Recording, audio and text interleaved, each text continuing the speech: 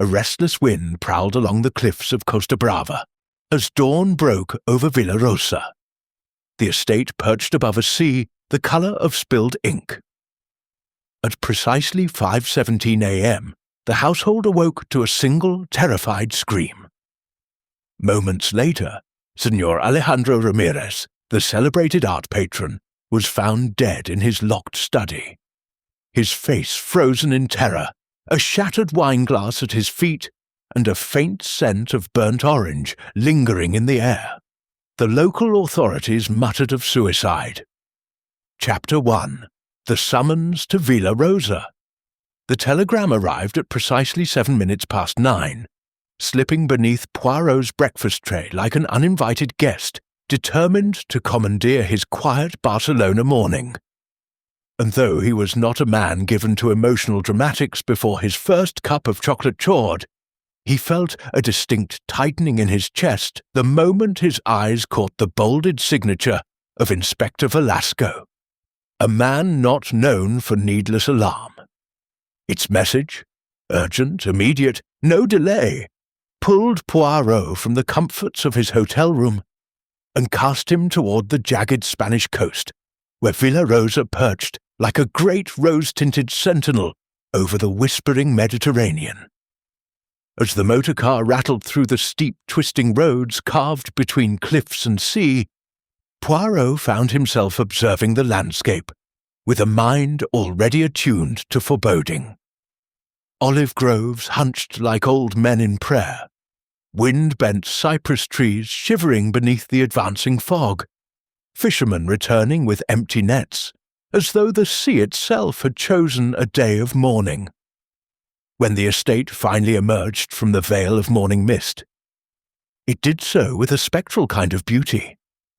The pale pink stone glowed faintly under the weak, pearled sunlight, its balconies draped with silent red geraniums that moved only when the wind dared touch them, its great arched windows staring outward with the cold vigilance of watchmen who had seen too much.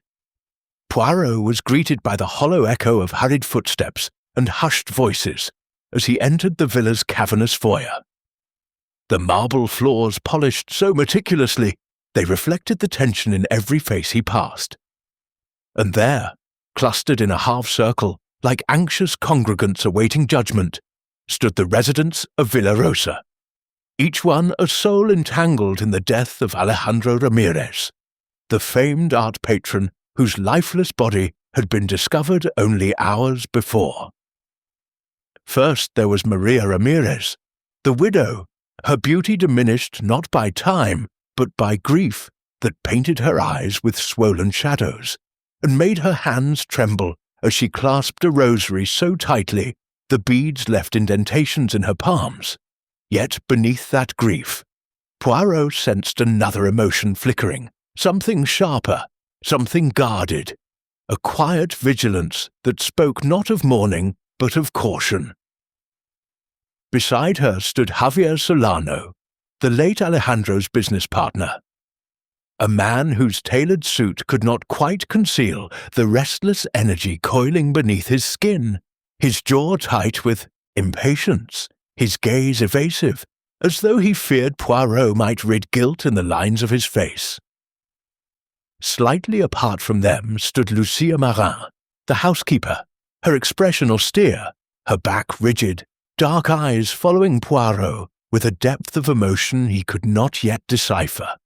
Loyalty, perhaps, or fear, or the wary defensiveness of someone accustomed to secrets.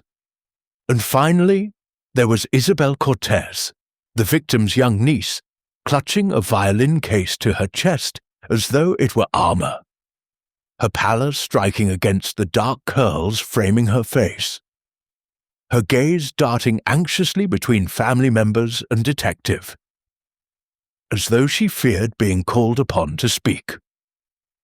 Inspector Velasco greeted Poirot with brisk efficiency, though Poirot noted the faint quiver of unease in the man's voice as he gestured toward the corridor leading to the study where Alejandro had died. And the moment Poirot stepped inside, he felt the unmistakable residue of dread clinging to the air. The room smelled faintly of leather-bound books and extinguished candles, but beneath that lay a subtler fragrance, sharp, bitter, unmistakably citrus, yet with the smoky edge of something burned. On the floor near the desk lay a single shattered wineglass, its fragments glittering like ice upon the crimson carpet, and beside it the faint imprint of a boot heel, blurred irregularly as though the person who left it had hesitated before fleeing. The body itself was gone, removed for examination, but the imprint of death lingered. The toppled chair, the wrinkled edge of a discarded sheet of music, the open window whose curtains fluttered restlessly as though trying to whisper a warning. Poirot approached the desk, his gaze following the patterns of disarray. Papers scattered not by chaos, but by a hurried hand searching for something specific. A fountain pen snapped at the neck. A ledger open to a page that had been carefully torn out. And on the far corner, a small porcelain dish holding the dried peel of an orange, curled inward like the fist of a dying man. "Curious," Poirot murmured, touching the windowsill lightly. Dust clung to his fingertip, not the undisturbed dust of long neglect, but the uneven smear of someone who had climbed through in haste. And yet the door had been found locked from within, a detail Velasco declared confidently to be proof of suicide. "Non, mon ami," Poirot whispered. "This is no suicide. It is a performance, a tableau constructed by a hand meticulous yet desperate." He asked for the precise timeline, and Velasco obliged. The scream at dawn, the servants rushing to find the study door locked, the widow collapsing in hysteria, the niece trembling uncontrollably, the business partner arriving minutes later, claiming to have been on the premises for an early morning meeting. The housekeeper, curiously, had been the last to appear. Poirot listened, quietly assembling each detail like tiles in a mosaic. When he emerged from the study, Yves's household watched him with a mixture of hope and dread. Poirot requested to speak to each of them separately, but before he could begin, a faint sound disrupted the tense silence. A soft rustling from the upper corridor, as though someone had been standing there just out of sight, listening, eavesdropping. Poirot turned sharply, but the corridor was empty, save for a lingering shadow that moved too swiftly to be a trick of the light. He ascended the staircase with careful steps, his senses attuned to the subtle shifts of the old villa, the creak of wooden banisters, the sigh of wind slipping beneath doors, the distant clatter of a servant dropping a tray in the kitchen. And then he saw it. A thin line of spilled vermouth staining the edge of the hallway rug, glistening faintly as though someone had carried a glass with an unsteady hand. Following the trail, he found himself outside a locked guest room. He knocked. No answer. Velasco arrived moments later with the key, and together they entered the dimly lit room. Inside, the air was cold, stagnant, untouched for days, except for the faint indentation on the edge of the bed, as though someone had sat there recently, and on the windowsill, a single gold earring, crushed and bent out of shape. Poirot lifted it delicately. A clue, or perhaps a message. Downstairs, the tension deepened as the household awaited Poirot's return. Maria clutched her rosary tighter. Javier paced as though pursued by ghosts. Isabel wiped her trembling hands against her dress, and Lucia watched the doorway with a stillness that felt almost predatory. Poirot descended the stairs slowly, the earring held between finger and thumb like a small, glittering truth. He surveyed the four faces before him, fearful, guarded, guilty, unreadable, and felt the story of Villa Rosa unfolding in silent chapters, ambition and betrayal, art and illusion, love and jealousy, and beneath it all, the lingering scent of burnt orange, sharp as a blade. "Ladies and gentlemen," he announced softly, his voice carrying through the cold marble hall, "I believe we stand at the beginning of a very dark path. And before this journey ends, each of you will find that secrets buried in shadows have a way of stepping into the light." For an instant, no one moved. Then, somewhere in the depths of the villa, a door creaked open, followed by the softest whisper of movement, as though Villa Rosa itself had begun to breathe. And Poirot, his eyes narrowing, knew with absolute certainty that the death of Alejandro Ramirez was merely the first note in a far more dangerous composition. Chapter 2. The Widow's Tears. The sun had risen higher over Villa Rosa by the time Poirot requested his first formal conversation with Maria Ramirez. And though the morning light painted the estate in soft, honeyed tones, nothing within its walls felt warm. Shadows clung to the corridors. Grief tightened the air. And Maria herself, seated in the sun lounge where the sea glittered mockingly beyond the glass, looked like a woman carved from porcelain and sorrow. She sat upright, posture impeccable, the remnants of sleepless hours hidden beneath careful makeup, her hands folded in her lap with a rigidity that suggested more discipline than despair. "Monsieur Poirot," she whispered when he entered, her voice steady but drained of colour, "my husband admired your work. He once said you could see motives where others saw only misfortune. I pray you will see the truth today."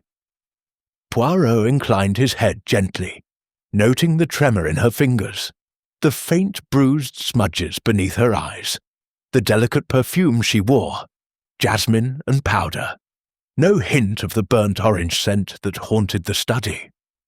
He began by asking her to recount the previous evening, and she obliged with the poise of someone accustomed to presenting a composed face to the world. The charity supper, she explained, had been a success. Influential patrons, soft music, a curated display of Alejandro's latest acquisitions. Her husband, though tired, had seemed in good spirits. They exchanged only brief words throughout the evening. He was preoccupied with meetings, investors, the endless machinery of the art world, as she put it with a sad smile. After the guests departed, she had retired to her room with a headache, leaving Alejandro in the study, where he often worked late.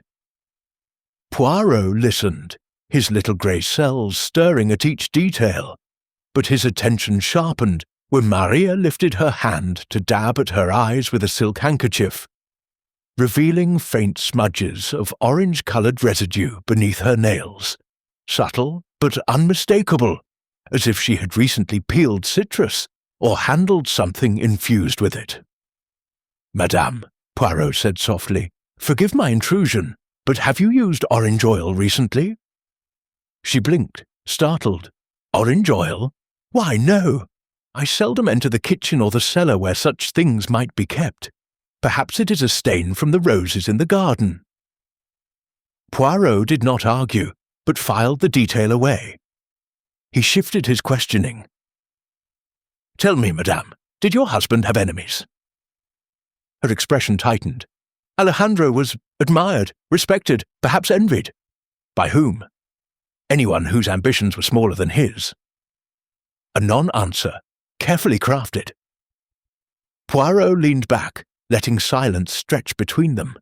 Silence, he knew, had a way of squeezing out truths most people wished to keep tucked away. After several heartbeats, Maria exhaled shakily. "Very well," she murmured. "He argued with Javier Solano 2 nights ago. Something to do with finances." Alejandro was furious. He rarely raised his voice, but that night the entire staff must have heard him. And Javier left the villa with a face like thunder. A useful revelation. "And you, madame?" Poirot asked gently. "Did you quarrel with your husband?" She stiffened, then nodded slowly, shame flickering across her expression. "We fought yesterday morning about Isabel, your niece." "His niece," she corrected quickly. Alejandro believed she relied too heavily on his generosity, music lessons, expensive instruments, opportunities she had not earned. I told him she was young, gifted, and only needed guidance. He accused me of coddling her, of turning her into a child who would never stand on her own. Words were exchanged, cruel ones. Her voice cracked slightly. "But I did not kill him." Poirot studied her face, its fragility, its pride, its pain. Grief could hide guilt, yes, but guilt often wore the mask of grief, and Poirot had spent a lifetime learning to distinguish the two. Before he could question her further, a figure appeared in the doorway, Lucia Marin, the housekeeper, watching them with unreadable eyes. Lucia's posture was rigid, her hands clasped tightly behind her back, her presence as silent and shadowy as a cat perched on a windowsill. Poirot turned to her. "Mademoiselle Lucia, you have come for something?" Lucia lowered her eyes. "Madame asked for tea, sir. I wish to ensure you needed nothing." But Poirot, who had once identified a murderer solely by the angle at which she polished silverware, studied Lucia's stance. The slight forward lean, the tension in her shoulders, the way her gaze flickered not toward Maria, but toward the small table where a jeweled perfume atomizer sat, an object of beauty and perhaps of significance. "No, thank you," he said quietly, and Lucia withdrew without another word. When the door closed, Maria pressed a hand against her temple. "Lucia has been devoted to this household for years," she murmured, though her tone held a faint tremor. "She loved Alejandro like a father. His death has been difficult." Poirot stood, his gaze sweeping the room one final time. "Madame, I thank you for your honesty, but your words raise as many questions as they answer." She nodded weakly. "That is the nature of grief, Monsieur Poirot." "Perhaps," he replied gently, "but it is also the nature of deception." As he stepped into the corridor, Poirot's attention halted on a small glittering object near the baseboard, a second fragment of the crushed gold earring he had found upstairs. He picked it up discreetly, and his mind immediately began arranging patterns. The stains of orange on Maria's fingers, the broken earring, the silent tension between the widow and the housekeeper, the argument with Javier. But before he could examine the fragment more closely, a sudden crash echoed from the far end of the hall. A shattering sound followed by a muffled cry, the unmistakable thud of something or someone falling. Poirot spun toward the noise, his steps brisk, his senses sharpened. The villa seemed to hold its breath. The shadows seemed to shift, and somewhere deep within the house, secrets began to stir. Chapter 3. Footprints in the garden. The morning broke over Villa Rosa, with a thin amber light dripping across the tiled roofs and spilling into the courtyard like a soft confession. Poirot, ever punctual, had risen before the servants, taken a modest breakfast of coffee and brioche, and now stood by the garden archway, where the sea breeze whispered through the bougainvillea. It was here, according to Signora Valdez, that the maid Anna had glimpsed the victim's silhouette shortly before midnight, standing alone, staring toward the cliffs as if expecting someone. Poirot surveyed the gravel path with a care that suggested reverence, as though the earth itself had become an untrustworthy witness reluctant to speak. Hastings, yawning and dusting crumbs from his jacket, watched the detective with a mixture of admiration and fatigued curiosity, wondering not for the first time how a man so small could cast such a long, investigative shadow. The garden bore the scars of movement, little disruptions in the pebbles, faint indentations near the rose beds, a smudge of damp soil against the stone curb. Poirot bent, tapped his cane along the edge, and frowned at the inconsistency of the tracks. There were 2 sets of footprints, one deeper, as if made by a heavier person, the other lighter and more deliberate. But what intrigued him was the overlap. The lighter set stepping into the heavier ones, mimicking them almost too perfectly, except for the subtle inward tilt of the right toe. "Mon ami," Poirot murmured, "observe, the dance of deception leaves traces even when the dancer steps with care." Hastings squinted, but saw little more than dirt. Poirot, however, saw strategy, a mind attempting to disguise its presence by masking its trail within another's. From the balcony above, Lady Eleanor observed them with cool interest, one hand resting on the railing like a queen surveying her troubled kingdom. She had changed into a dove-grey morning dress and braided her hair with a composure that seemed almost rehearsed. When Poirot motioned her down, she descended with practised elegance, but a flicker of weariness clouding her eyes. She repeated her claim.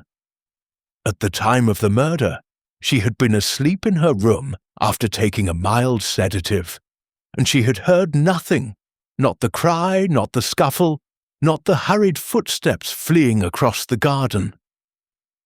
Poirot listened politely, but tilted his head, filing away every small tremor in her voice, every unnecessary detail she offered.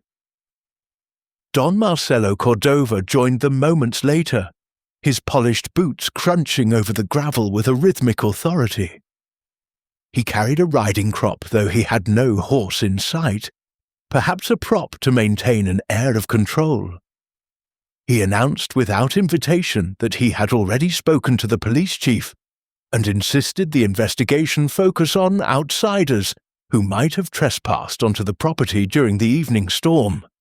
Poirot nodded, though his eyes drifted again to the footprints. Too orderly, too symmetrical, too precise for the chaotic intrusion of a stranger. Don Marcello's impatience flashed when Poirot asked where he himself had been at midnight, and the Spaniard delivered his alibi with crisp efficiency. He had been in the study preparing legal documents for the family estate, alone, without witnesses.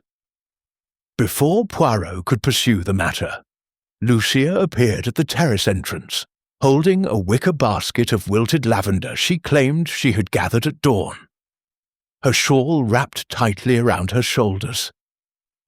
She looked thinner than the previous night, as though grief or fear or both had carved away a layer of flesh.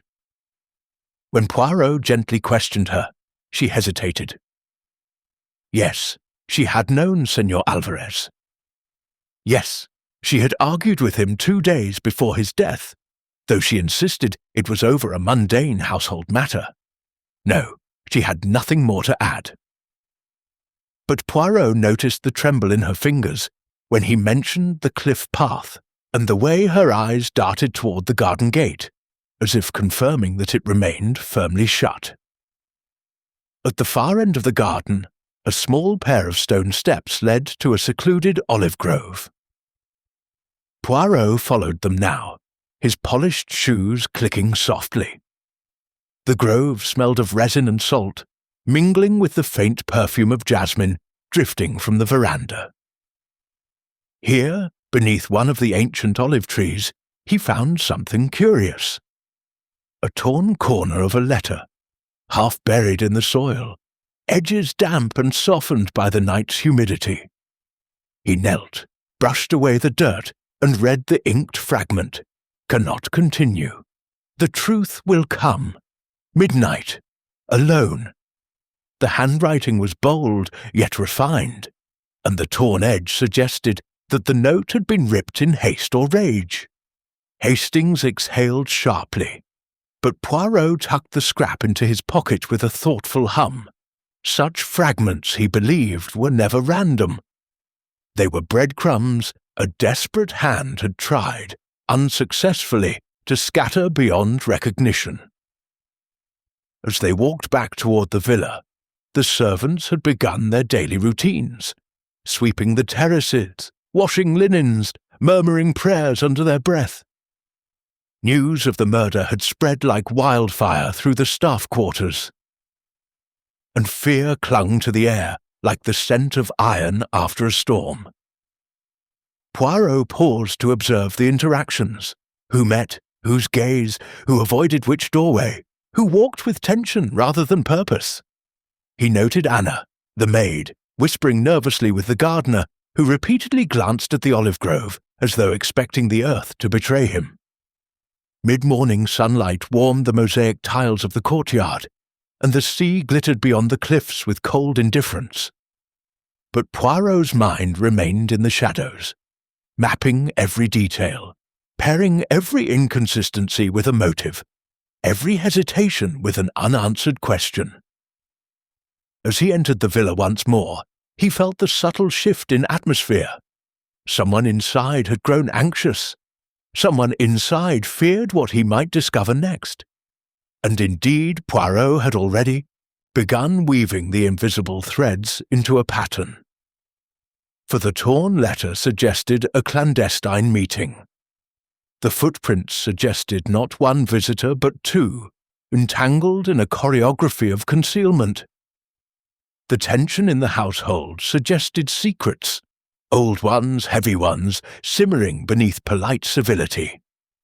Poirot stood by the marble column in the foyer, listening to the faint tick of an ornate wall clock, and thought, La vérité, she is here. Hidden, yes, but restless. As the clock struck 11, echoing through the high-ceilinged hall, Poirot's eyes narrowed. Something crucial tugged at his mind, something about the footprints, the torn letter, the conflicting testimonies, a small detail out of place. And as always, it was the smallest detail that would break the case open. But he was not yet ready to reveal his thoughts.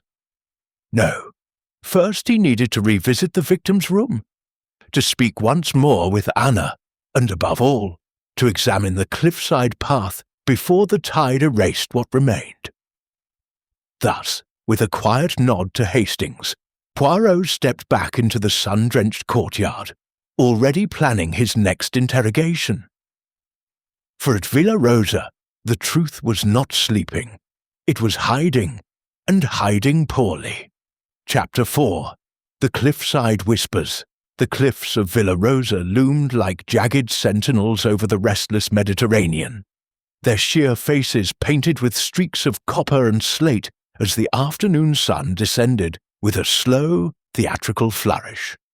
Poirot stood at the edge of the narrow cliff path, his polished shoes unsettling tiny stones that skittered down toward the foaming waters below. Hastings followed cautiously, more concerned about the drop than the evidence, but Poirot's focus was absolute. The breeze carried with it a faint metallic tang, salt, seaweed, and something sharper, something that hinted at violence. Above them, gulls circled with harsh cries, as though mocking the fragility of men who plotted their secrets in places so exposed and unforgiving. Poirot surveyed the area with meticulous precision, noting how the path narrowed near a leaning cypress tree, creating a natural bottleneck where no two people could pass without brushing shoulders. There, beneath the twisted roots of the cypress, the earth bore a disturbance, a patch of loosened soil, a fragment of fabric caught on a splintered branch, and a faint darkened stain that the sun had not yet fully erased. Poirot knelt, lifting the scrap with delicate fingers. It was a piece of pale linen, embroidered at the edge with a faint gold thread, a style he recognized instantly as belonging to the expensive handkerchiefs favoured by Lady Eleanor. Hastings's eyes widened, but Poirot held up a hand before he could leap to conclusions. "Non, mon ami," he said softly. "We must remember, evidence can be found, but also planted." Still, the fabric's placement along the narrowest portion of the cliff suggested a struggle, or at least a hesitation. Someone had been here, perhaps resisting, perhaps pleading. The indentation of 2 sets of footprints, partially eroded but still discernible, hinted at a confrontation occurring dangerously close to the edge. As Poirot examined the path, he thought of the torn letter in his pocket. The mention of midnight, the insistence on secrecy, the promise that the truth will come. Someone had arranged to meet Senor Alvarez here, and Alvarez had come willingly, perhaps believing he would receive information or give it. But instead he had met death. The angle of the fall, the lack of defensive wounds, the absence of deep scrape marks on the cliff face, all suggested a push, sudden and deliberate. Poirot imagined the scene with chilling clarity.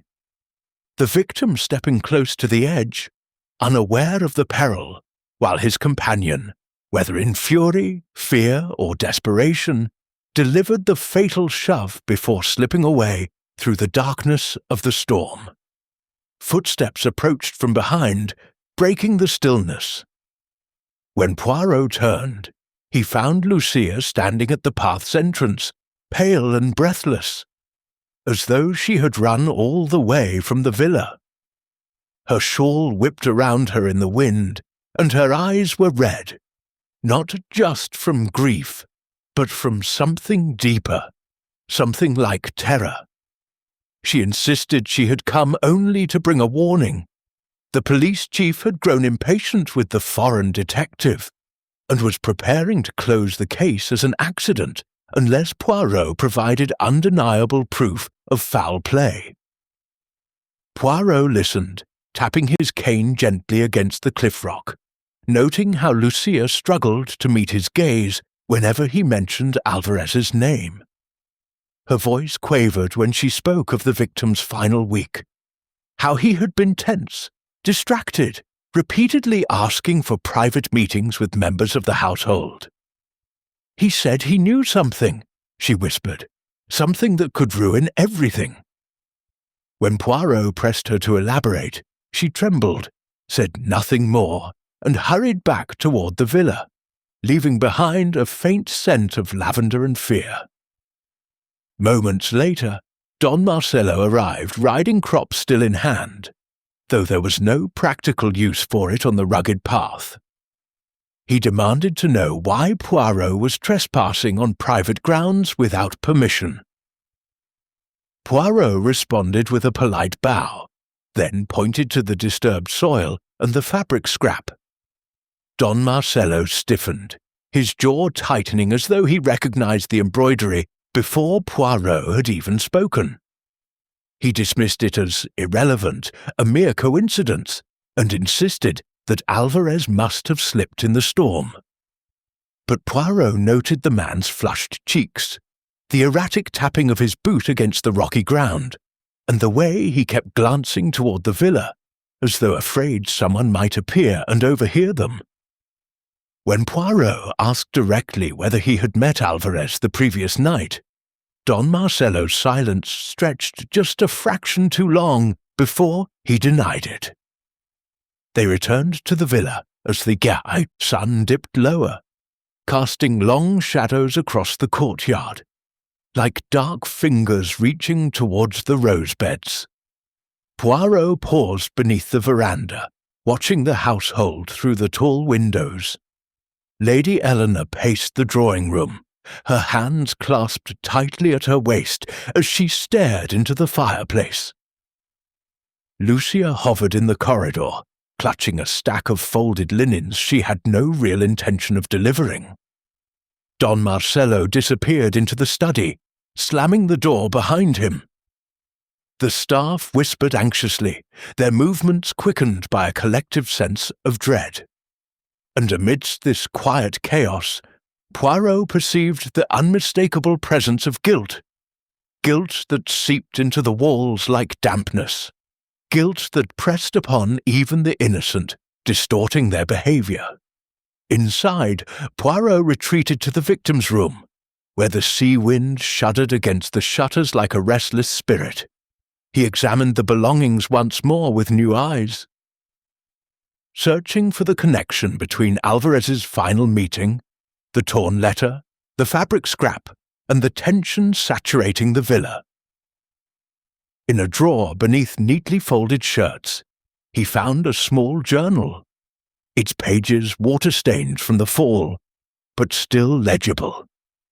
The last entry read, "Midnight. The truth must come before they destroy it.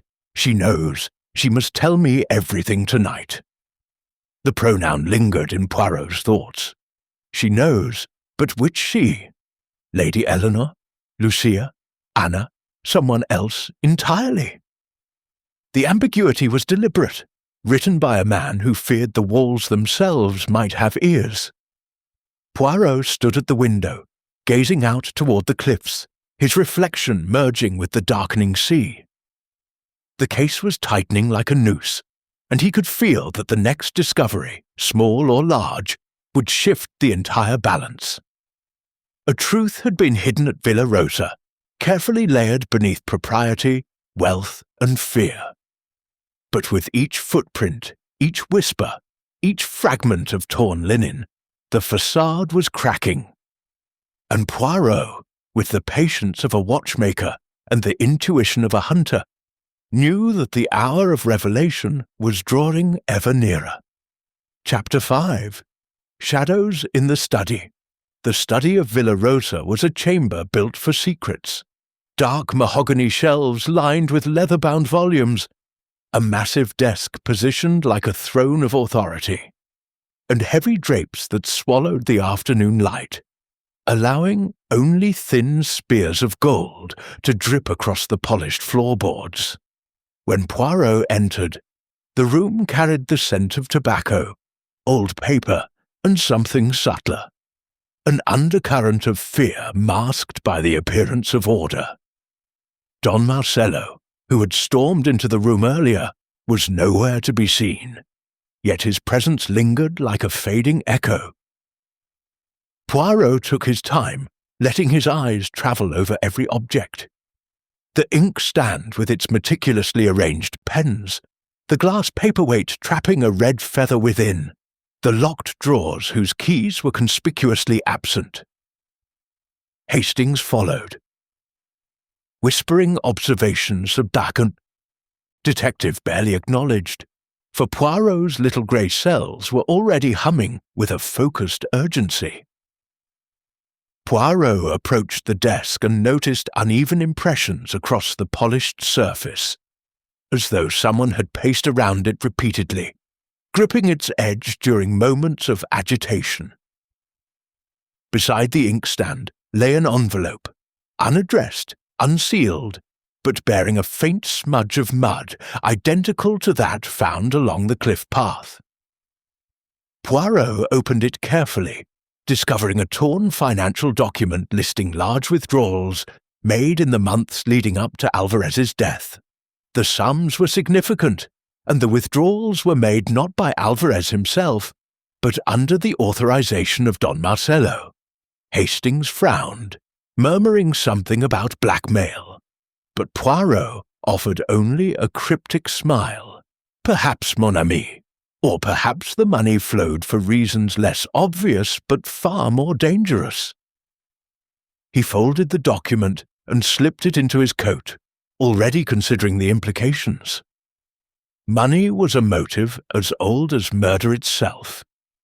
But in Villa Rosa, money was merely one thread in a tapestry woven with passion, resentment, and long-buried truths. Crossing the room, Poirot paused at the tall cabinet beside the fireplace. Its doors were slightly ajar, though the locks appeared untouched. Inside, the shelves stood half empty, the dust patterns disrupted as though several items had been removed recently, and in haste. On the lowest shelf, he found a brass key lying alone, its teeth sharp with recent use. Poirot examined it, noting the faint indentations of a small ribbon that once adorned it, a ribbon matching the delicate blue one Lucia often wore around her wrist. Hastings gasped, but Poirot silenced him with another raised hand. Patience, mon ami. A key is a tool. Whoever uses it reveals more than the key itself. Yet the fact that Lucia possessed access to the study, whether permitted or stolen, added a new wrinkle to the already convoluted timeline. A sudden knock startled them both. Lady Eleanor entered, her composure as elegant and fragile as a porcelain vase on the verge of cracking. Her pale silk dress fluttered around her as she stepped inside, and her fingers twisted nervously around a handkerchief as she demanded to know why Poirot was rifling through private papers. Poirot bowed, offering a gentle apology, but his eyes remained fixed on her trembling hands. She insisted she had no connection to the financial records, no involvement with Alvarez beyond simple acquaintance. "We were hardly friends," she said softly, though he seemed to believe otherwise. There was a bitter tremor in her voice, a wound concealed beneath layers of propriety. Poirot asked her directly whether Alvarez had threatened her reputation, and her silence, long, cold, and taut, served as confirmation more eloquent than any words. She turned away, pressing the handkerchief to her lips, then whispered, "He knew something about me, something from my past. If he revealed it, everything I have built here would collapse." But she insisted she had not harmed him. She had avoided him, refused his demands, and spent the evening locked in her room. Poirot observed her carefully, storing every detail, the brittle quality of her voice, the redness around her eyes, the faint scent of a floral perfume that had not been present the previous night. After she left, Hastings exhaled loudly. Well, that settles it. She had motive aplenty. Poirot shook his head. No, she has fear, yes, but fear is not always accompanied by guilt. He walked slowly to the window, where the sea shimmered in the distance like an endless sheet of hammered silver. The rhythmic crash of waves below seemed to underscore his thoughts. There is someone in this villa, mon ami, who plays a double game. Someone who wishes us to suspect the wrong person. He tapped his cane thoughtfully against the floor. The trouble is, everyone here believes they are guilty of something, even if not of murder. A rustling sound near the door made Hastings turn sharply. Anna, the maid, stood half hidden in the doorway, wringing her hands. When Poirot beckoned, she approached timidly, her voice thin and shaking. She confessed that she had overheard snippets of conversation between Alvarez and Don Marcelo the day before the murder. Sharp, heated arguments about documents, truth, and ruin. Anna was frightened to speak earlier, but now, seeing the tension gripping the villa, she feared withholding information might bring her harm. Poirot reassured her with surprising gentleness, but he noted the fear etched into her features. Fear not just of speaking, but of being overheard. When Anna left, Poirot paced the study, piecing together the growing puzzle. Alvarez had discovered something, financial, personal, or both, that threatened someone within the villa. He had arranged a secret meeting at midnight. Someone had intercepted him, torn the letter, lured him to the cliffs, and staged the confrontation. Yet the evidence in the study suggested more than a single motive. This was not merely a crime of opportunity, but one of preparation. Documents removed, drawers unlocked, money transferred, secrets leveraged. As Poirot contemplated these threads, the study's door creaked open once more. Don Marcelo entered, his expression tight, his posture rigid. He demanded to know what Lady Eleanor had said, what Anna had revealed, what Poirot believed he had discovered. His tone trembled with anger, barely constrained. Poirot smiled serenely, answering nothing directly. This infuriated Don Marcello further. He slammed his riding crop against the desk, causing the inkstand to tremble. "You do not understand this place, Monsieur Poirot," he hissed. "You do not understand what is at stake." Poirot responded softly. "Au contraire, Senor. I understand perfectly. It is you who fears that I understand too much." The schedule moment froze. Don Marcello's breath sharp, Poirot's calm unwavering. Until the chiming of the hall clock broke the tension. 12 soft notes echoing down the corridor. Don Marcello left abruptly, muttering curses under his breath. Poirot watched him go, eyes narrowed, mind whirring. Night crept swiftly over Villa Rosa. As shadows deepened across the study walls, Poirot stood alone at the desk, fingertips resting lightly on the financial papers. He saw now that the murder was not the beginning, but the culmination of a long-nurtured deception. Yet the identity of the murderer remained just beyond reach, like a whisper carried off by the sea wind before its meaning could be caught. But the truth was there, coiled in the shadows of the study, waiting for the right question to unravel it. And Poirot, with growing certainty, knew that question would come soon. Chapter 6. Secrets Beneath the Floorboards. The night deepened over Villa Rosa like a velvet curtain drawn across a stage, muffling the cries of the gulls and softening the restless hiss of the sea. Poirot, unable to sleep, moved with silent purpose through the dimly lit corridor, guided by the soft glow of a single candle and the murmurs of intuition that prowled the edges of his mind. Hastings trailed behind him, whispering questions Poirot did not answer, for the detective's thoughts were arranged in careful, delicate rows, like chess pieces ready for a decisive move. The villa felt different tonight, as though its walls had grown heavier with secrets, pressing inward, urging him toward revelations that trembled just out of reach. Poirot paused outside the study, his hand hovering over the doorknob, then entered with a calm born of certainty rather than hesitation. The study lay in shadow, except for the pale sheen of moonlight filtering through the half-open curtains.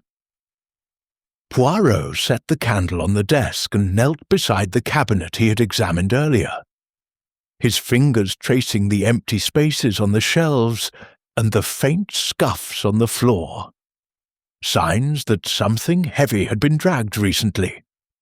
Hastings protested that it was too late for such investigations, but Poirot silenced him with a whisper. "Non, mon ami.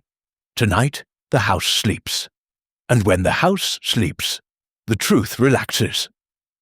With a soft grunt, Poirot shifted the cabinet slightly, revealing a rectangular outline in the floorboards, a concealed hatch nearly invisible to the untrained eye. The wood bore subtle marks of recent use. Someone had accessed it within the last day.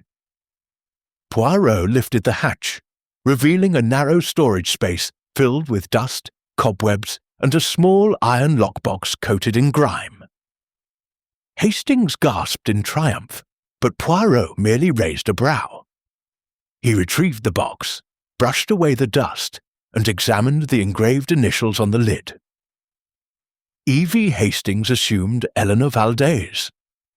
But Poirot tapped the letters thoughtfully before opening the rusted clasp. Inside lay a collection of letters, newspaper, clippings, and a photograph so old its edges had curled. Poirot studied the photograph first. A young Lady Eleanor, scarcely 20, standing beside a man whose striking resemblance to Señor Alvarez was impossible to miss. Hastings blinked in shock as Poirot unfolded the letters, correspondence between Eleanor and her estranged brother, Mateo Alvarez, a name she had never mentioned. The last letter, written by Eleanor, begged him to stay away from Spain, warning that Don Marcelo would never allow the truth to surface. Poirot closed the box slowly, his expression unreadable. So Eleanor and Alvarez had been siblings, secretly bound by blood and separated by scandal. But why conceal the truth? Why hide a brother? As if summoned by the weight of these questions, a soft creak sounded behind them. Lucia stood in the doorway, her hands clasped tightly, her breath shallow. The candlelight cast trembling shadows across her face. She confessed that she had seen the box before, long ago, when she was first employed at Villa Rosa, but Eleanor had sworn her to silence, insisting the contents concerned a tragedy best forgotten. Lucia insisted she had nothing to do with the murder, yet her voice quivered with the fragile honesty of someone burdened by too much knowledge and too little power. Poirot approached her gently, asking whether she had known the victim's true identity. Lucia hesitated, then nodded. Alvarez had returned weeks ago under the guise of a business associate, but in truth he sought reconciliation with his sister and answers about their mother's legacy, an inheritance Eleanor had quietly absorbed into her marriage with Don Marcelo. When Alvarez discovered that Don Marcelo had forged documents to seize control of the Valdez estates, he threatened exposure. Lucia's trembling voice faltered as she revealed the final piece. On the night of the murder, Eleanor had confronted her brother in the drawing room, begging him to find another way, one that did not involve destroying her husband. Lucia had overheard only fragments before fleeing, terrified of being caught listening. Poirot's mind whirred. If Eleanor had been desperate to protect Don Marcelo, it explained her fear, but not necessarily guilt. Someone else had far more to lose. He thanked Lucia, but as she turned to leave, he noticed the faint red mark on her wrist, the same place the ribbon from the missing key would have rested. He seized her wrist gently. "Mademoiselle, why do you conceal this?" Lucia choked back tears and admitted she had found the ribbon on the study floor earlier that morning and pocketed it in panic, afraid it would implicate her. Poirot believed her, but someone else had used that key. As Lucia slipped away, Poirot lowered himself into the worn leather chair behind the desk. The candle flickered violently, casting jagged shadows that danced across the walls like frantic spectres. He reread the letters, tracing the emotional imprint of a family torn apart, betrayal, shame, manipulation. Hastings watched nervously as Poirot fell into deep concentration. "So, Eleanor had a brother," Hastings murmured, "and Don Marcelo tried to steal from them both. That's motive in spades." Poirot nodded slowly, but corrected him. "Two motives, mon ami, but not the same motive." He tapped the desk. Lady Eleanor feared scandal. Don Marcelo feared ruin. A sudden noise, a thud in the corridor, made both men stiffen. Poirot stood and extinguished the candle, plunging the room into darkness except for the faint moonlight. Footsteps approached, slow and deliberate. Poirot remained perfectly still. The doorknob twisted, then stopped. Whoever stood outside lingered for several long seconds before retreating into the shadowed hallway. Hastings exhaled shakily. Poirot's voice was calm but edged with gravity. "You see, mon ami, the murderer fears the dark more than I do. For in the dark, he imagines my little grey cells working." Poirot reopened the hatch and returned the lockbox to its hiding place. Not to hide the truth, but to watch who would come searching for it. For the murderer would return, certain that the secret remained undiscovered. And Poirot intended to be waiting. As they left the study, the villa seemed to pulse with unease, the walls breathing, the floors groaning, the air vibrating with the tension of truths on the verge of breaking free. Poirot ascended the staircase with a measured calm. "Tomorrow," he murmured, "we shall question them again, this time with the right questions, and Villa Rosa will no longer keep her ghosts hidden." For now, however, the house slept uneasily, unaware that Poirot had just unlocked the most dangerous secret buried beneath its elegant floorboards, one that connected past to present, blood to betrayal, and truth to murder. Chapter 7. The Widow's Hidden Truth. The rain intensified as night settled over Blackthorn village, turning the narrow lanes into shimmering ribbons of water and casting distorted reflections of street lamps across the cobblestones. Inside the quiet warmth of Mrs. Aldridge's cottage, however, time seemed to stretch taut like a wire, ready to snap. Emma stood facing the widow, her gaze fixed, her questions sharper than ever. Mrs. Aldridge, normally so poised and unreadable, appeared unsettled, her eyes darting, fingers trembling in a way she could no longer hide. As Emma pressed her for details about the night of the murder, the widow's facade cracked, revealing glimpses of truths buried beneath years of silence. The fire snapped loudly in the hearth, and every echo seemed to punctuate the tension swirling between them. Mrs. Aldridge finally admitted that she had not been entirely truthful about her past with Lucas Blackthorne, the man whose death had set the village spinning. She confessed that they had once shared a secret alliance, one formed long before he became a figure of controversy and whispers. Their connection, once thought to be superficial, was deeper and far more dangerous than Emma had imagined.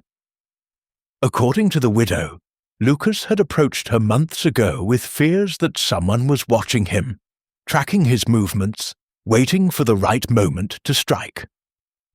At first, she dismissed it as paranoia brought on by age and isolation. But as the weeks passed, strange occurrences began to shake her confidence.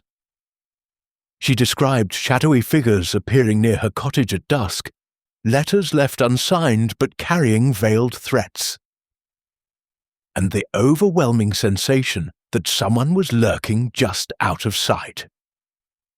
Mrs. Aldridge revealed that the reason she had seemed distant and frightened during the investigation was not simply grief.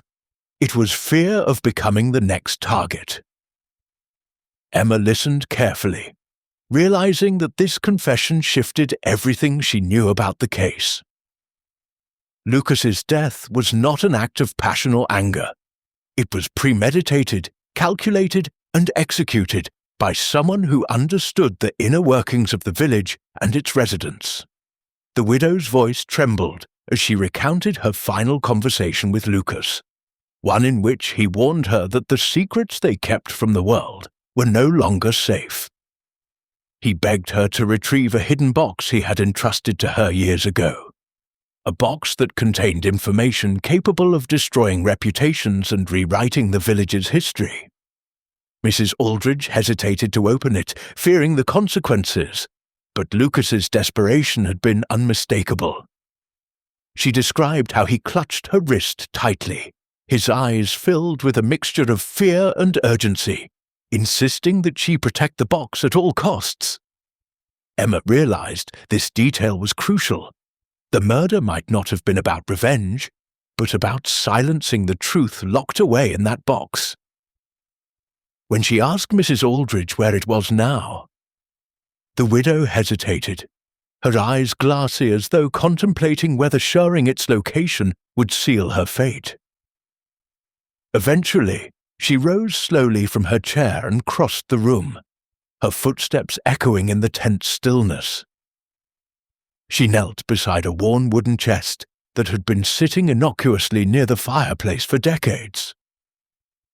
With trembling hands, she unlocked a small compartment hidden beneath a false bottom, and pulled out a small dust-covered box wrapped in faded cloth.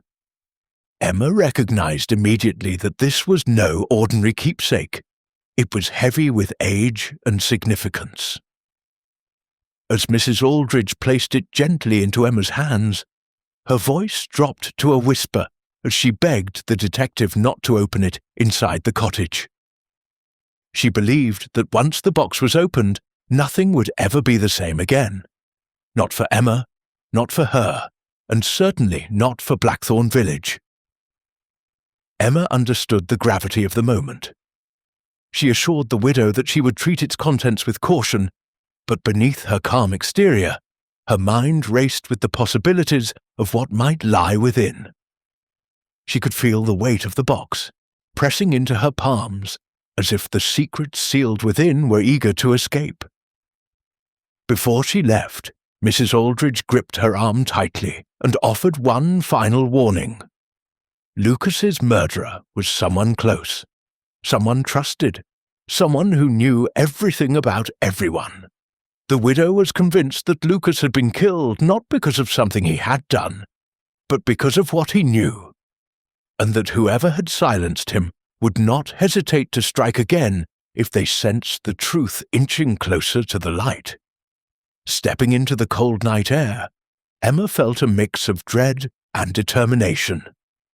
The storm raged on, lightning illuminating the darkened village in brief flashes, each revealing glimpses of shadows that seemed to move with purpose.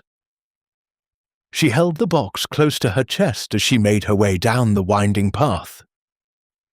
Every rustle of leaves, every distant footstep, every flicker of movement made her pulse quicken. Emma knew she had uncovered a crucial piece of the puzzle, but she also understood that this discovery placed her in immediate danger. The murderer was still out there, watching, waiting, and perhaps already aware that she now carried the very secret Lucas had died protecting. Chapter 8. Shadows of the Locked Box.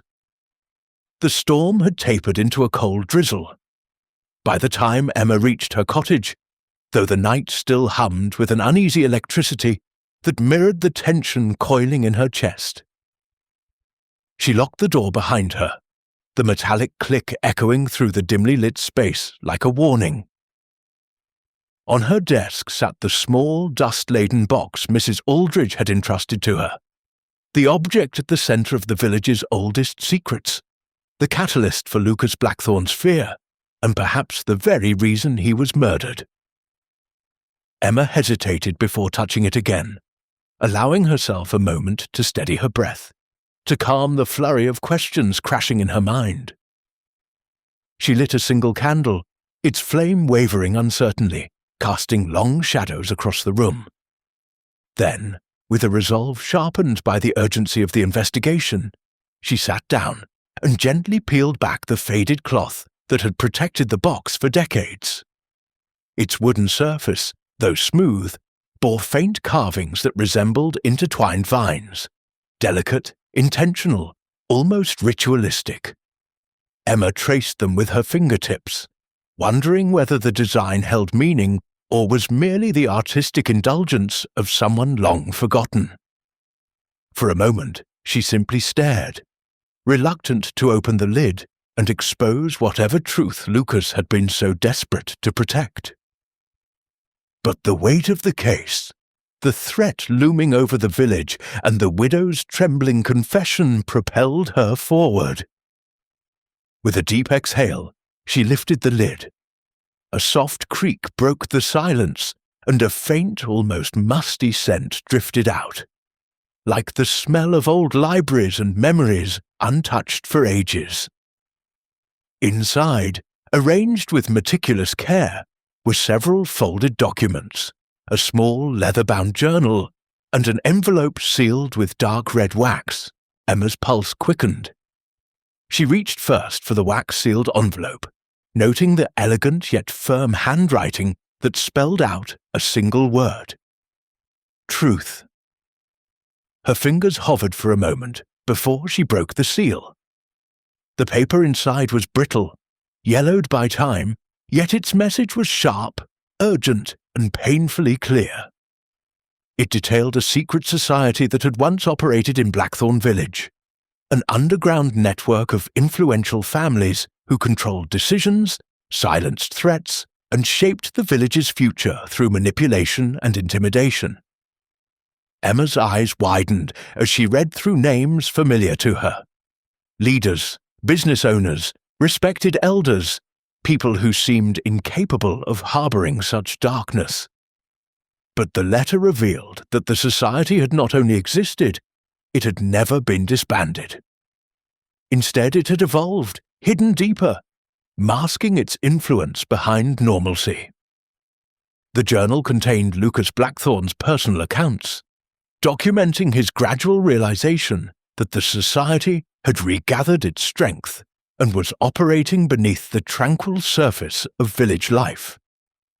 He detailed strange meetings held at the abandoned chapel, on the outskirts coded messages he had intercepted, and the chilling belief that the group was planning something catastrophic.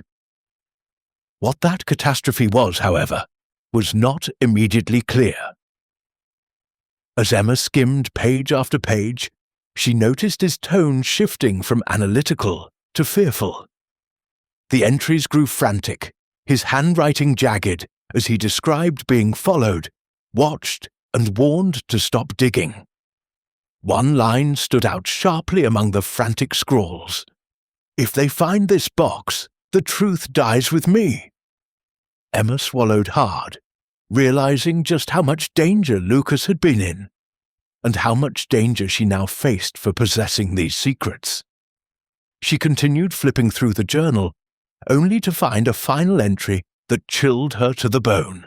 Lucas wrote that he had discovered the identity of the society's leader, the person orchestrating the silent control, the one who had revived the old power structure.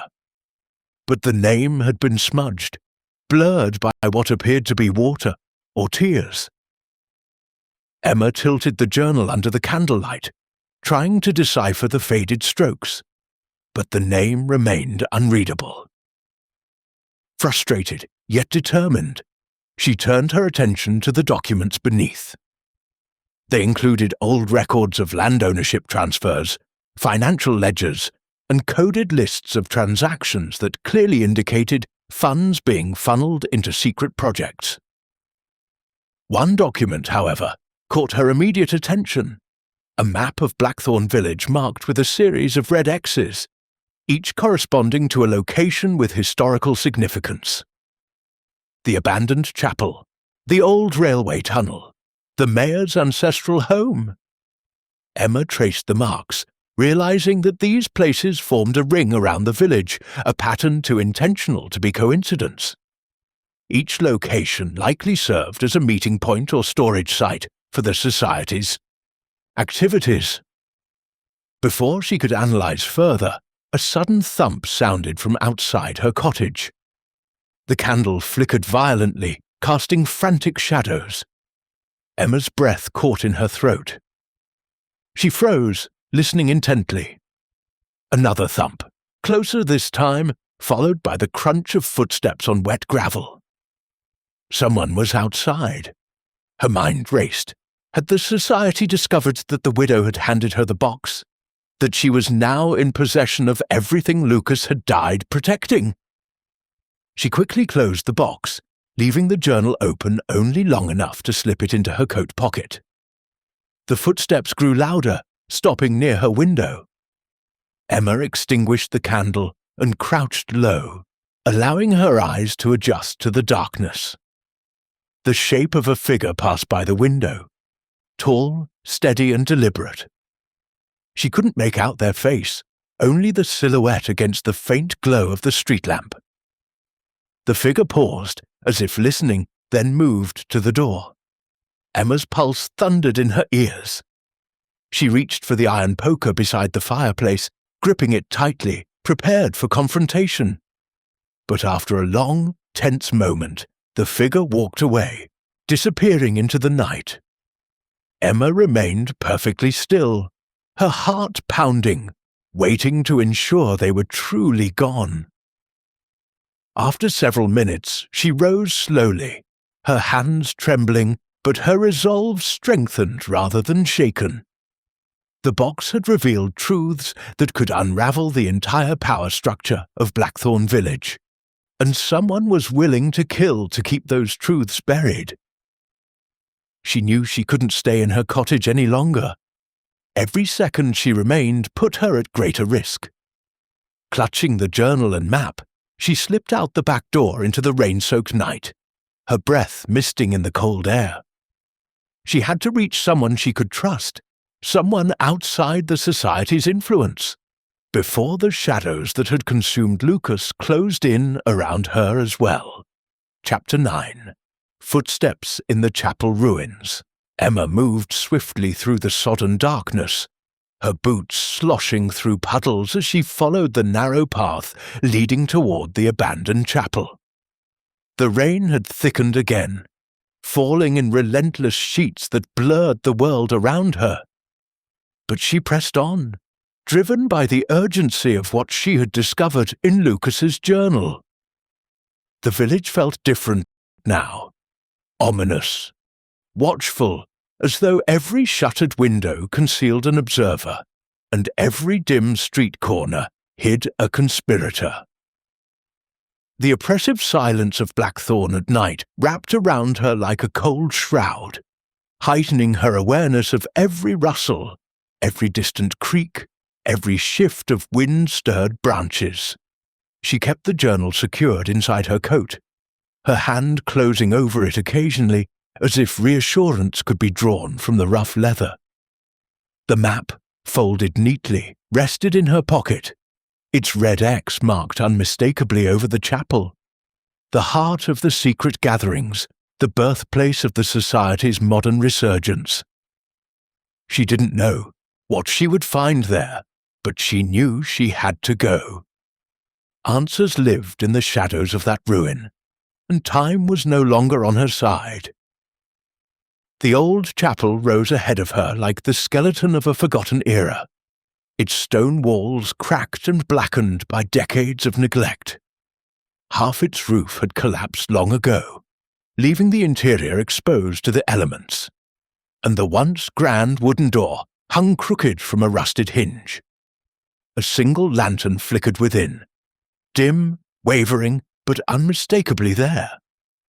Emma stopped short, her breath catching. Someone was inside.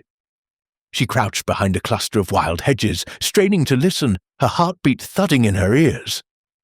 For a moment, there was nothing but the hiss of rain. Then, a footstep, slow, deliberate, echoing faintly across the broken stone floor. Emma steadied herself, fighting the instinct to retreat. She had come too far, uncovered too much to turn back now. Keeping low, she moved toward a gaping breach in the chapel wall, careful not to disturb the scattered gravel beneath her. She peered inside. The interior was dimly illuminated by the lantern, which sat atop a decayed pew. The space felt heavy, almost suffocating, as though the very walls retained memories of the secrets once whispered within them.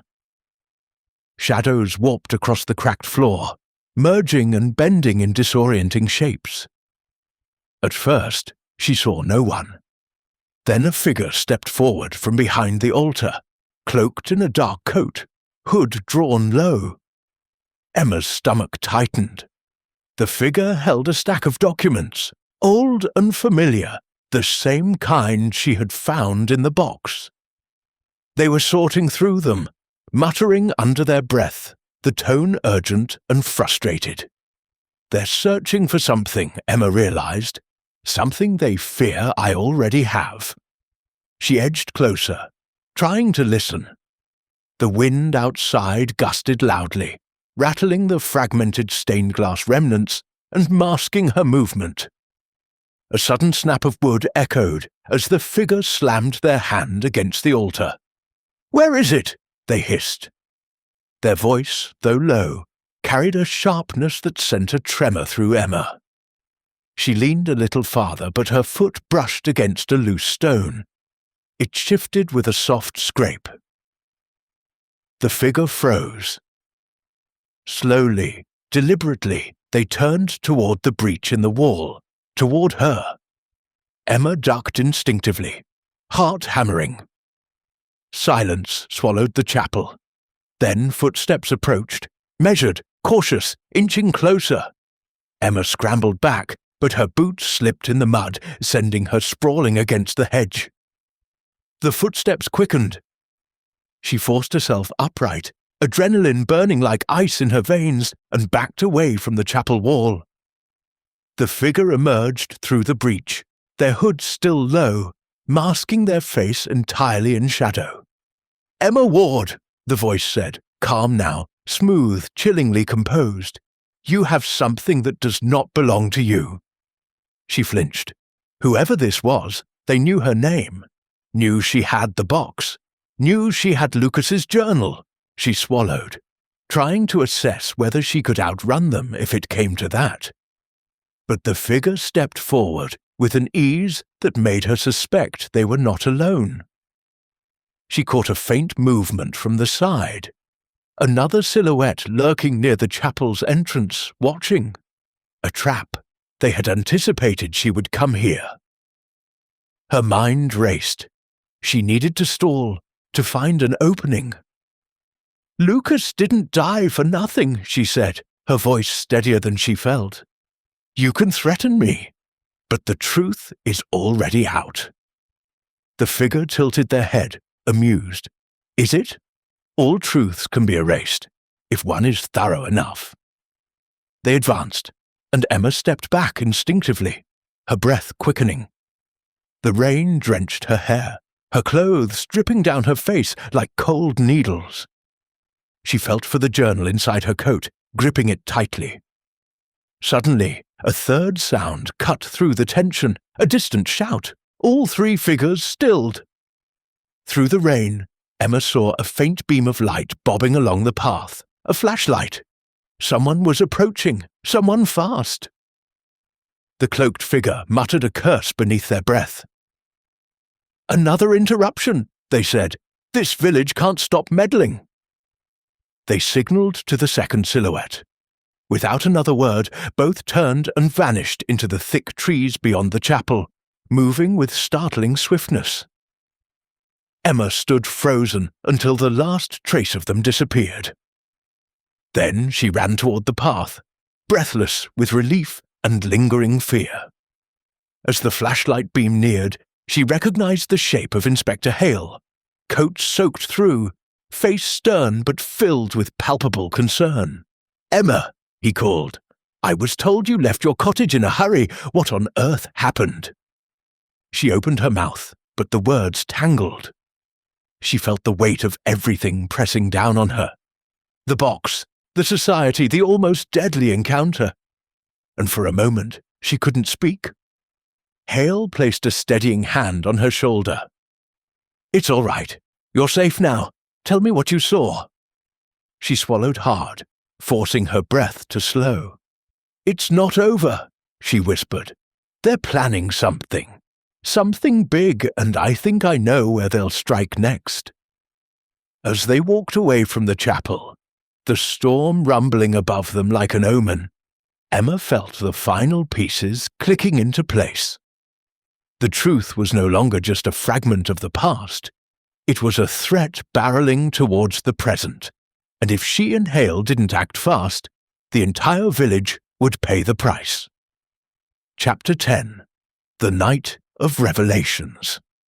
The storm reached its furious peak as Emma and Inspector Hale hurried toward the heart of Blackthorn Village, lightning clawing across the sky like a warning from some ancient force that had grown weary of human deception.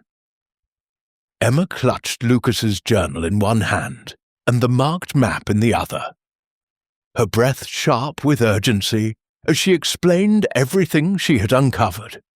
The Society's hidden network, their long-standing manipulation, and the cryptic pattern formed by the red X's on the map. Hale listened with grim intensity, his jaw tightening as she spoke, his eyes reflecting a mixture of disbelief and dawning horror. When she revealed the Society's next likely target, the village's historical archives building, where centuries of records were stored, he let out a low curse under his breath. "If they destroy those records," he said, "they erase every trace of their involvement, every link connecting past to present." Emma nodded, her heart pounding. And every clue Lucas risked his life to preserve. Together they quickened their pace, the rain slashing against them as they moved through the narrow winding streets that now felt more sinister than familiar, their shadows long and jagged beneath the trembling glow of street lamps. When they reached the archives building, its towering stone facade loomed ominously, the windows dark save for a single faint light flickering inside, an unmistakable sign that someone was already there. Hale drew his revolver, motioning for Emma to stay behind him as they approached the half-open door. The moment they stepped inside, a wave of cold air swept through the hallway, carrying with it a scent of damp paper and old ash, as if the building itself anticipated its fate. The corridors stretched before them like veins of a forgotten labyrinth, lined with shelves stacked high with documents dating back generations. Emma's pulse quickened as she recognized the danger. One spark, one flame, and everything would vanish. Hale signaled for silence. Together they crept forward, their footsteps muffled by the thick layer of dust coating the floor. Then, from deep within the archives, they heard it. The low murmur of voices, two at least, tense and hurried. Emma leaned closer, straining to make out their words. "We don't have long," one voice said. "The others will meet us at the tunnel once this is done." The other replied, "Burn it all. No record, no trail, no past for anyone to uncover." Flame. They were planning to burn the building. Emma turned to Hale, panic flashing in her eyes. He nodded, gripping his revolver tighter as they approached the central chamber where the voices echoed. The moment they entered, the scene unfolded with chilling clarity. Two cloaked figures stood beside a stack of bundled documents. A lantern set precariously close to them, and a small metal canister filled with accelerant. One figure looked up, startled. The other cursed and moved toward the lantern. Hale stepped forward. "Freeze! Police!" His voice cracked like thunder through the chamber. The figures hesitated, but only for a heartbeat. Then the taller one lunged toward the lantern, kicking it over deliberately. The flame sputtered, then roared as it caught the spilled liquid, flames crawling hungrily across the floor. Hale fired once, aimed not at the figure, but at the spreading fire, shattering the lantern's glass and slowing the ignition. The figures darted toward the exit, disappearing into the maze of corridors. Before Hale could pursue, Emma rushed forward, stomping on the smouldering embers, using her coat to smother what remained of the flame. Her heart hammered wildly as the fire died under her desperate efforts. When the last ember faded, she collapsed to her knees in relief. "That was close," she whispered, breathless. Hale knelt beside her. "Too close. They knew exactly what they were doing." Emma rose shakily, her eyes scanning the room. Though shaken, she felt the truth crystallizing within her. The Society's desperation was increasing. They were losing control, and cornered forces often made dangerous decisions. She pulled out Lucas's journal, flipping through the pages until she reached his final coherent entry before the blurred name. "He wrote about a place," she said, her voice quivering with urgency. "The tunnel? It's marked on the map too. a hidden entrance beneath the old railway bridge. Hale looked at her sharply. The tunnel is sealed. Not to them, Emma replied. It's where they're gathering, and it's where we'll find the leader. The rain battered the building as if urging them onward. Without waiting for another word, they left the archives and ran toward the old railway line, their breath misting in the icy air. The abandoned tracks stretched into darkness, their rusted edges glistening under the storm's relentless assault. Ahead, the massive arch of the railway bridge cast a vast shadow, beneath which the tunnel mouth lay obscured by overgrown vines and debris. But faint light glowed from within, moving, shifting, alive. Emma and Hale exchanged a tense glance. Then they stepped inside. The air was thick with dampness and age, the tunnel walls echoing the distant drip of water. Voices drifted toward them, muffled but unmistakable. As they rounded the bend, a chilling scene unfolded. A circle of cloaked figures surrounding a large wooden table, covered in documents, maps, and symbols Emma recognized from the box carvings. The leader stood at the center, hood drawn back just enough to reveal a familiar outline. Emma's breath caught in her throat. She knew that silhouette. Knew it with a certainty that swept cold through her veins. "No," she whispered. The leader stepped into the lantern light, and Emma's world tilted. It was Mayor Alden, the very man entrusted with protecting Blackthorn, the one who had publicly mourned Lucas Blackthorn and vowed justice.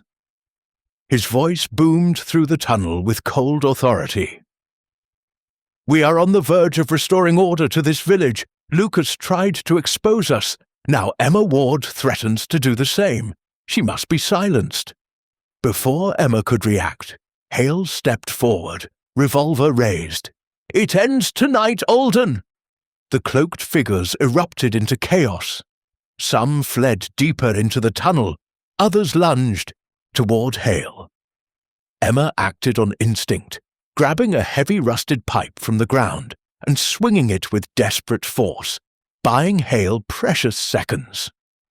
A scuffle ensued, raw, frantic, echoing off the ancient stone walls. Hale subdued one attacker with a precise blow, while Emma dodged another. The leader attempted to escape with a bundle of documents, but Emma intercepted him, blocking his path. Alden sneered. "You think you've won? You know nothing of what this village owes me." Emma tightened her grip on the pipe. "The only thing this village owes is justice, for Lucas, for everyone you've controlled." Before Alden could strike, Hale tackled him from behind, dragging him to the ground and pinning his arms. Sirens wailed in the distance. Officers Hale had secretly radioed earlier, arriving at last.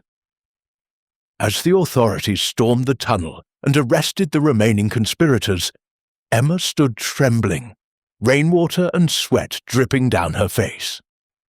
The weight of the night pressed heavily upon her, but beneath it all was a flicker of triumph, a spark of justice rekindled. The society had fallen, Lucas's truth had been saved, and Blackthorn Village at long last was free from its shadows. Emma glanced at Hale, who gave her a nod of weary respect. She exhaled deeply, feeling the storm slowly pass within her as dawn's first pale light crept across the horizon. The long night was over, and a new day, one built on truth rather than secrecy, was finally